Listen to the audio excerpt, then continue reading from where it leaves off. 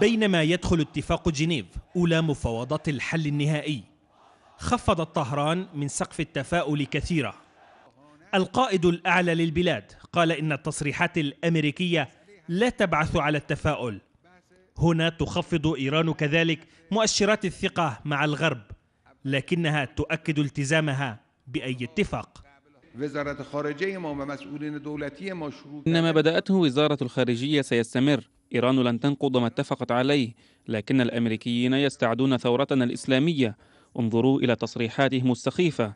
يعتقد بعض مسؤولي الحكومة السابقة والحالية أننا إذا فاوضنا أمريكا سوف نتوصل إلى حل في المسألة النووية. لقد قلت مطلع العام أنني لا أعارض المفاوضات، لكنني غير متفائل.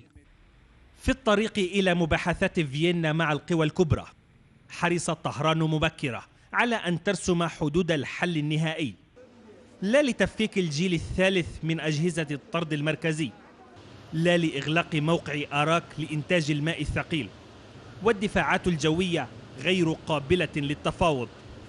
هكذا ترفض طهران فتح الباب أمام أي تنازل، لكنها تبقيه مواربا أمام الحلول.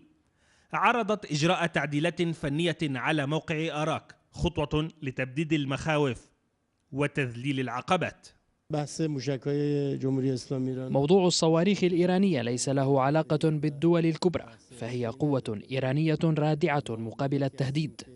أما أنشطتنا النووية فجميعها ضمن قوانين الوكالة الدولية ومعاهدة الحد من انتشار السلاح النووي، بما فيها موقع آراك للمياه الثقيلة.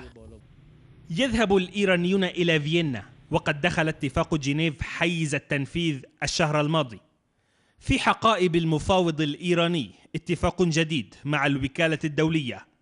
هنا تقول طهران أنها نجحت في اختبارات حسن النوايا.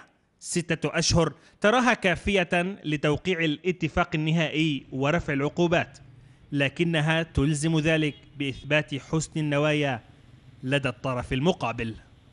يشكل رفع العقوبات لدى الناس الحد الفاصل بين مرحلة الضغوط ومرحلة الانتعاش. تفكيك العقوبات الدولية دون تفكيك الحقوق النووية، هنا تكمن العقدة الأصعب التي يتحدث عنها الجميع. عمر هواش، فلسطين اليوم، طهران.